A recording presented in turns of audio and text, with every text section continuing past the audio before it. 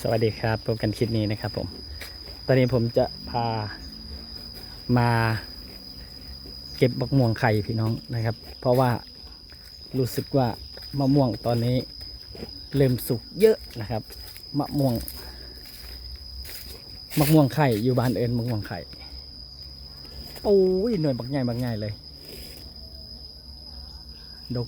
กครับลูกใหญ่นะครับมะม่วงพันธุ์นี้มันจะมีความหอมลูกกลมๆนะครับลูกกลมๆมะม่วงไข่นะครับหอมครับพี่น้องเบ่งหล่นโอ้ยหล่นลายพี่น้องโอ้โหนะครับลูกใหญ่ๆนะครับเดี๋ยวผมสิให้เบิ่งเนื้อเด้อ